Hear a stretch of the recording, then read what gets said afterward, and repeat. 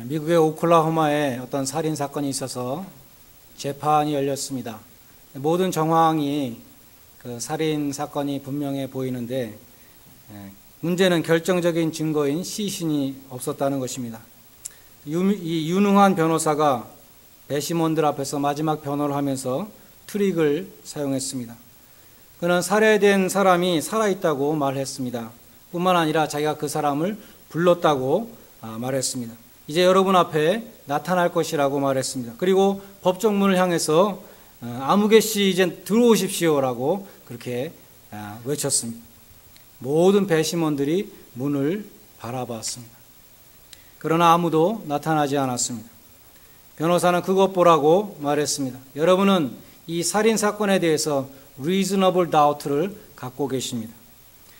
제가 그 죽었다고 하는 사람이 이 자리에 지금 나온다고 말했을 때 여러분 전부 다 문을 쳐다봤습니다.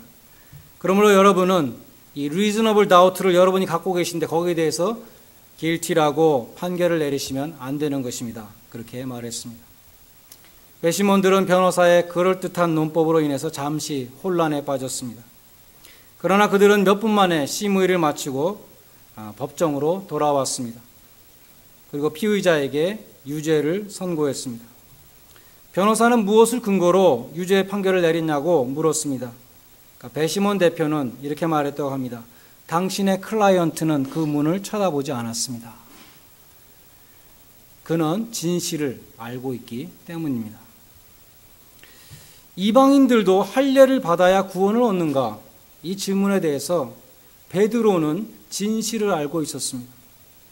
사도행전 10장 44절로 48절에 기록된 대로 베드로는 고넬료라고 하는 이방인의 집에 가서 복음을 전하게 되었는데 그 할례 받지 않은 이방인들에게 성령이 내리는 것을 보았습니다. 그래서 이 베드로가 예루살렘 공의회에서 결정적인 증인 역할을 하였던 것입니다. 이 예루살렘 공의회라고 하는 이 회의는 어떻게 열리게 되었는가? 우리가 성경을 보면 1차 선교 여행을 마치고 바울과 바나바가 안디옥 교회에 돌아와서 잠시 휴식하고 있을 때 예루살렘으로부터 유대인 크리스찬들이 올라왔습니다. 그리고 그들이 와서 1절에 보면 너희가 모세의 법대로 할례를 받지 아니하면 능히 구원을 얻지 못한다라고 안디옥 교인들에게 가르쳤습니다. 이 유대인들은 할례당이라고 불리는 유대주의자들이었습니다. 이들은 유대교에서 기독교로 개종한 유대인들이었습니다. 이들은 기본적으로 예수를 믿는 사람들이었지만 구원론에 중대한 문제를 갖고 있었습니다. 곧 이방인이 구원을 받으려면 우리들처럼 저들도 할례를 받아야 된다. 그렇게 주장하는 사람들이었습니다. 예수를 믿는 것만으로는 충분치 못하고 예수는 기본적으로 믿어야 되지만 플러스 할례도 받아야 된다라고 그렇게 가르쳤던 것입니다. 이 할례당 혹은 유대주의자들은 이방인들에게 선교하고 있던 안디옥 교회의 큰 위협이었습니다. 예수 그리스도의 십자가만으로는 구원을 얻을 수 없다. 이 가르침은 오직 은혜로 구원을 받는다는 복음을 그 기초부터 흔드는 그러한 위협이었습니다. 그래서 바울과 바나바하고 그 사람들 사이에 많은 다툼과 변론이 있게 되었다는 것입니다.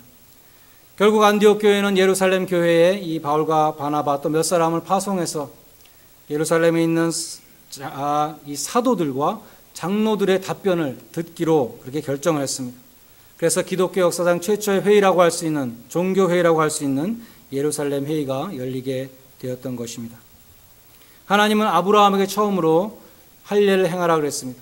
너와 나의 언약의 표징이다. 그렇게 말씀했습니다. 아브라함이 99세에 할례를 받았습니다. 할례는 언약의 백성이라는 표시, 하나님의 백성이라는 증표였습니다. 그런데 이 할례가 모세 율법에 들어간 다음부터 이것이 형식으로 흘렀습니다. 그래서 이스라엘 백성들은 할례만 받으면 나는 하나님의 백성이 된다. 그 할례에 무슨 구원의 능력이 있는 것처럼 그렇게 믿었고 그것을 또 자랑하는 자기의 의로서 자랑하는 그러한 것으로 할례가 변질되게 되었다는 것입니다. 그러나 이미 율법의 신명기 10장 16절에 보면 너희는 마음의 할례를 행하라 그런 말씀이 이미 있습니다. 예레미야 4장 4절은 너희는 스스로 할례를 행하여 마음의 가죽을 베고 나 여호와께 속하라 그렇게 말씀합니다. 그런 맥락에서 사도 바울도 로마서 2장 28절에서 29절에 보면 표면적 유대인이 유대인이 아니요 표면적 육신의 할례가 할례가 아니라 오직 내면적인 유대인이 유대인이며 할례는 마음에 해야 된다고 그렇게 말씀하는 것입니다. 사도 바울의 이 말씀에는 중대한 의미가 있습니다. 이제 할례로 하나님의 백성을 인치는 시대는 지나갔습니다. 이제는 예수 그리스도의 피로 죄 사함을 받으며 교회에서는 세례를 통해서 하나님의 백성이라는 것을 인치는 것입니다. 교회에서 세례 교육을 할 때에 세례를 받음으로써 구원 얻는 것이 아니라고 가르칩니다. 세례는 구원받은 자를 인치는 것입니다. 구원은 믿음으로 받는 것입니다. 때가 참에 율법의 시대가 끝나고 복음의 시대가 왔습니다. 그런데 아직도 구약 율법에 규정된 대로 동물의 피를 가지고 와서 속죄의 제사를 지내는 사람이 있다면 그 사람은 시대착오적인 사람입니다. 뿐만 아니라 예수님의 십자가를 욕되게 하는 행위입니다. 그래서 사도 바울은 할례당의 가르침에 미혹되어 가지고 다시 할례를 받았던 그 이방인들에게, 갈라디아 지방 성도들에게 이렇게 말씀했습니다. 어리석도다 갈라디아 사람들아, 예수 그리스도께서 십자가에 못 박히신 것이 너희 눈앞에 밝히 보이거늘 누가 너희를 꾀더냐? 너희가 성령을 받은 것이 율법의 행위로서냐 아니면 너희가 듣고 믿음으로서냐? 너희가 이같이 어리석으냐? 성령으로 시작하였다가 이제는 육체로 마치겠느냐? 구약시대에는 언약의 백성이 된 표시로 할례를 받아야 됐습니다. 짐승의 피를 흘려야 죄 사함을 받았습니다. 그러나 예수님은 그러한 모든 그림자의 실체로 오셨습니다. 우리는 실체를 붙잡는 것입니다.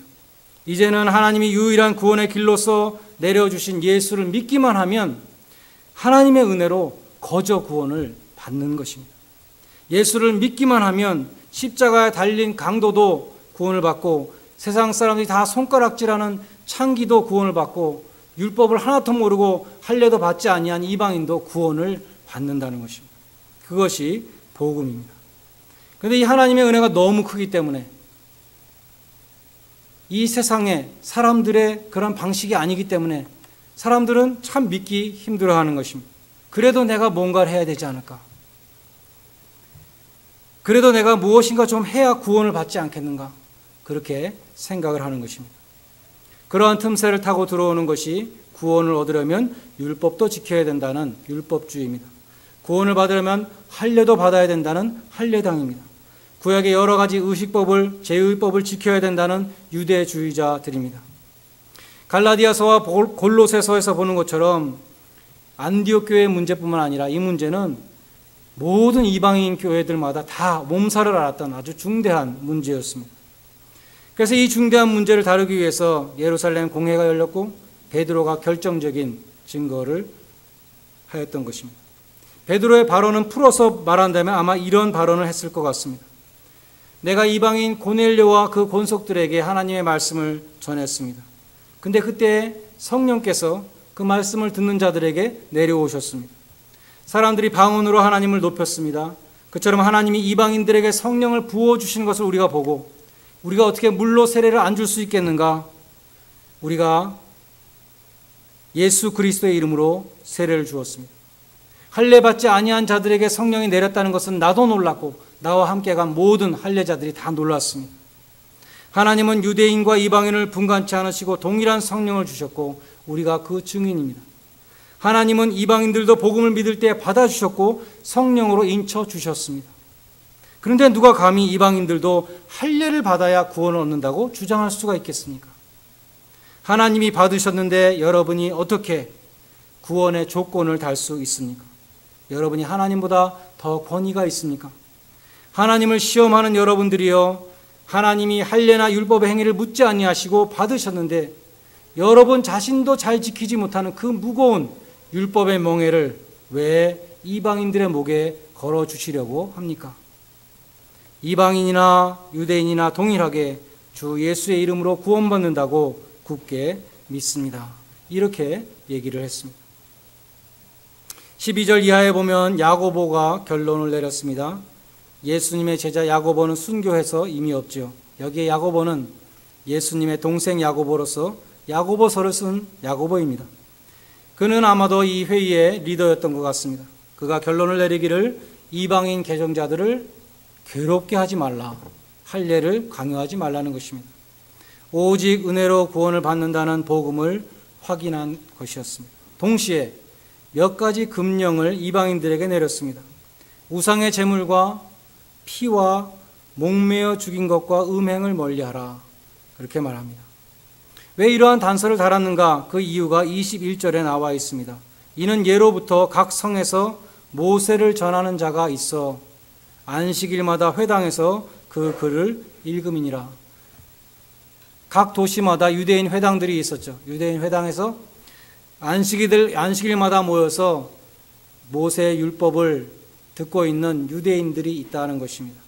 그 유대인들을 자극할 수 있는 이 몇 가지는 너희 이방인들이 좀 삼가해 달라, 이렇게 말한 것입니다.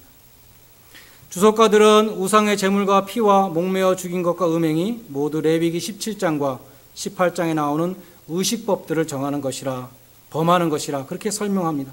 그런 것들은 유대인들이 심히 가증하게 여기는 것들이었습니다. 유대인들이 복음을 받아들이려고 할 때 걸림돌이 될 수 있는, 나는 저런 사람들하고 결코 같이 신앙생활할 수 없다는 그런 걸림돌이 될 수 있는 그러한 것이었다는 것입니다. 그 중에서 우상의 제물에 대해서는 로마서 14장과 고린도전서 8장 10장에 나옵니다. 우상의 제물을 먹어도 되는가? 우리식으로 말하면 고사떡을 먹어도 되는가? 여러분 고사떡을 먹어보셨습니까? 저는 어렸을 때 고사떡이 우리 집에 어떻게 들어왔는데 이상하게 고사떡은 맛이 없더라고요. 선입견인 것 같아. 뭔가 찝찝하고. 우상의 제물을 먹어도 되는가? 사도 바울은 먹어도 된다고 말합니다. 우상은 아무것도 아니고 다 하나님이 내신 음식이니까 아무 상관없다, 그렇게 말합니다. 그런데 내가 우상의 제물을 먹는 것을 보고 형제가 시험에 든다면 네가 먹지 않는 것이 아름답다, 그렇게 말합니다. 예수님이 대신 죽으신 형제를 실족해 한다면 그리스도께 죄를 짓는 것이라고 말씀합니다. 무엇이든지 내 형제로 거리끼게 하는 것을 행하지 않는 것이 아름다우니라, 로마서 14장 21절에서 말씀합니다. 이런 실화가 있습니다. 필라델피아에 웨스트민스터 신학교가 있습니다. 1920년대 말에 프린스턴 신학교가 독일로부터 성서 비평을 받아들이고 자유주의 신학을 수용했습니다. 그때 그레이션 메이천이라고 하는 이 신학 교수를 중심으로 해서 몇몇 교수들이 프린스턴을 나와서 웨스트민스터 신학교를 세웠습니다. 그러한 교단 분열에 미국 장로교가 분열하는 그 회오리 속에서 메이첸 교수 밑에서 공부한 박형룡 박사라는 분이 있는데 이분이 한국에 와서 한국의 메이천이 되셨습니다. 그래서 총신과 장신이 갈라지게 되었습니다. 그래서 그 다음부터 장신을 나온 사람들은 프린스턴으로 유학 가고 총신을 나온 사람들은 웨스트민스터로 유학을 가고 지금까지 그렇게 하고 있습니다. 이 웨스트민스터 신학교에서 선교학을 가르치던 하비 칸이라는 교수님이 70년대 한국에 와서 10년 동안 선교사 자격으로 총신에서 가르쳤습니다. 이분의 한국 이름은 간하베라고 그렇게 적었는데 이분이 한국말로 교과서를 많이 썼습니다. 이분이 미국 사람이고 선교학 교수인데 한국말로 신학 책도 쓰고 또 이 시스테매틱, 이 교리도 쓰고, 그래서 저희가 신학교 다닐 때 이분이 쓴 교과서 가지고 공부를 했던 기억이 있습니다. 이분은 학문과 신앙과 인격을 겸비한 분으로 신학생들로부터 많은 존경을 받았습니다. 필라델피아 돌아와서도 빈민촌에 들어가서 할렘가에 들어가서 그 험한 필라델피아의 그 할렘가에 들어가서 그들과 함께 먹고 자고 그 속에 살면서 도시 선교를 했던 그런 훌륭한 분입니다. 어느 날 한국의 제자들이 필라델피아에 있는 신학교로 존경하는 교수님을 찾아왔습니다. 근데 목사님들이 너무나 충격을 받았습니다. 이 교수님이 신학교 안에서 파이프 담배를 물고 다니는 것이었습니다. 흥분한 목사님들이 교수님에게 당신은 위선자라고 깜짝같이 우리를 속였다고 한바탕 소동을 부렸다는 그러한 일화가 있습니다. 그분은 본래 파이프 담배를 피우는 분이었다고 합니다. 근데 술과 담배를 금기시하는 이 한국 교회 정서를 생각해서 한국에서 있는 10년 동안은 하지 않았다는 것입니다. 예루살렘 사도들이 이방인들에게 주문한 것도 유대인들의 그 신앙 정서를 생각해서 스스로 삼가해 달라는 것이었습니다. 16장에 넘어가면은 바울이 16장 3절에 보면 루스드라라는 곳에 가서 루스드라 지방에 있는 유대인들을 인해서 디모데에게 할례를 행했다, 그런 말씀이 있습니다. 유대인들 때문에 이 디모데라고 하는 이방인 제자에게 할례를 행했다는 것입니다. 바울의 행동은 참 이해하기 힘들죠. 지금 우리가 살핀 것처럼 이방인에게 할례를 행하는 것이 옳지 못하다고 그처럼 반대하면서 그처럼 싸웠던 이 바울이 자기 제자 디모데, 이방인 제자에게 유대인들로 인해서 할례를 행했다는 것입니다. 실제로 19세기 자유주의 신학자였던 F.C. 바우라는 사람은 사도행전에서 디모데에게 할례를 행한 이 바울과 갈라디아서를 쓴 바울은 같은 사람일 수가 없다고 그렇게 주장했습니다. 바울은 왜 그런 행동을 했을까요? 고린도전서 9장 19절로 23절에 이렇게 말씀합니다. 내가 모든 사람에게 자유하였으나 스스로 모든 사람에게 종이 된 것은 더 많은 사람을 얻고자 함이라. 유대인에게는 내가 유대인과 같이 된 것은 유대인을 얻고자 함이요, 율법 아래 있는 자에게는 내가 율법 아래 있지 않지만 율법 아래 있는 자처럼 된 것은 율법 아래 있는 자들을 얻기 위함이요, 율법 없는 자들에게는 내가 율법 없는 자가 아니요 그리스도의 율법 아래 있는 자이지만 율법 없는 자처럼 된 것은 율법 없는 자들을 얻기 위함이요, 여러 사람에게 내가 여러 모양이 된 것은 아무쪼록 몇몇 사람을 구원하고자 함이니 내가 복음을 위하여 모든 것을 행함은 복음에 참여하고자 함이라. 사도 바울의 마음은 그런 것이었습니다. 할례가 이방인 선교에 걸림돌이 될 때는 할례를 받게 하는 것에 대해서 할례당들과 싸웠습니다. 그러나 할례가 없는 것이 유대인의 전도에 걸림돌이 될 때는 또 이방인 제자의 할례를 받게 했다는 것입니다. 중요한 것은 할례나 무할례가 아니라 개종자를 얻는 전도였습니다. 그래서 바울은 갈라디아서 6장 15절에서 이렇게 말했습니다. 할례나 무할례가 아무것도 아니로되 오직 새로 지으심을 받은 자가 되는 것이 중요하다. 바울에게는 전도가 제일 중요했습니다. 개종자를 얻는 것이 가장 중요했습니다. 유대인들을 전도할 때는 유대인처럼 되고 이방인을 전도할 때는 이방인처럼 되었습니다. 더 많은 사람을 얻고자 모든 사람의 종이 되었습니다. 바울은 바로 예수님의 마음을 품었던 것입니다. 빌립보서 2장에 보면 근본 하나님의 본체이셨지만 하나님과 동등됨을 취할 것으로 여기지 아니하시고 자기를 비워 종의 형체를 가져 사람들과 같이 되셨다. 사람들을 구원하시기 위해서 사람의 몸을 입고 오셨다라고 말씀하고 있습니다. 종의 형체를 취하시고 십자가에 죽기까지 낮추시고 복종하셨습니다. 전도는 하나님이 보시기에 가장 귀한 것입니다. 왜 예수님께서 하늘의 영광을 버리시고 종의 형체를 가지고 이 세상에 오셨는가? 왜 바울이 안디옥에서 예루살렘으로 뛰어다녔을까? 왜 그 수많은 사도들이 온갖 핍박 속에서 순교했을까? 왜 선교사들이 꽃다운 나이에 한국에 와서 피를 뿌렸는가?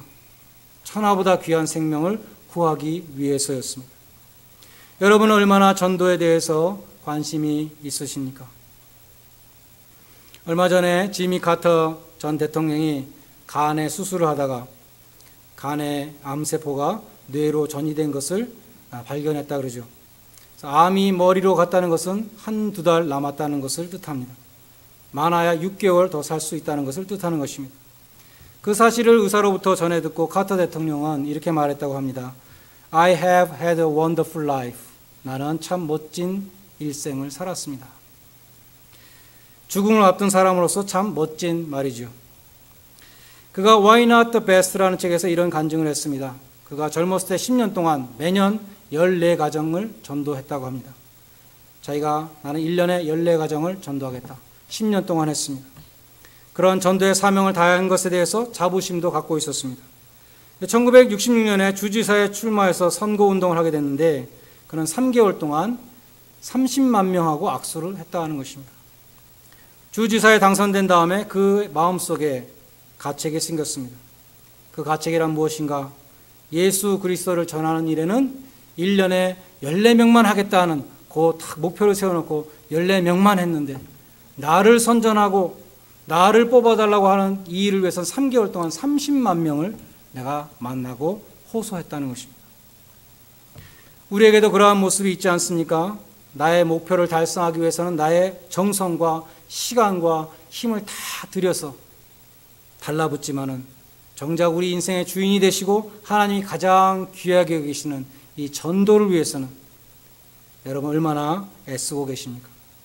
지미 카터는 하나님 앞에 섰을 때 미국 대통령으로 일한 것보다 그가 평생 주일학교 반사로 대통령을 그만둔 다음에도 작은 교회에 주일학교 반사로 봉사했던 그 충성에 대해서 더 칭찬을 받을지도 모르겠습니다. 우리를 구원하시기 위해서 사람이 되셨던 예수 그리스도의 마음을 품을 수 있기를 바랍니다. 하나님의 구원 사역을 위해서 모든 것을 희생했던 사도 바울과 같이 하나님의 나라를 먼저 구하는 성도들이 되시기를 바랍니다. 다른 사람들의 신앙 양심을 존중해서 다른 사람들에게 걸림돌이 되는 것이 아니라 다른 사람들에게 빛이 될 수 있는 여러분이 되시기를 바랍니다. 내게는 예수 그리스도의 십자가 외에는 결코 자랑할 것이 없다고 외치는 고백하는 전도자들이 다 되시기를 주님의 이름으로 간절히 축원드립니다. 기도하겠습니다.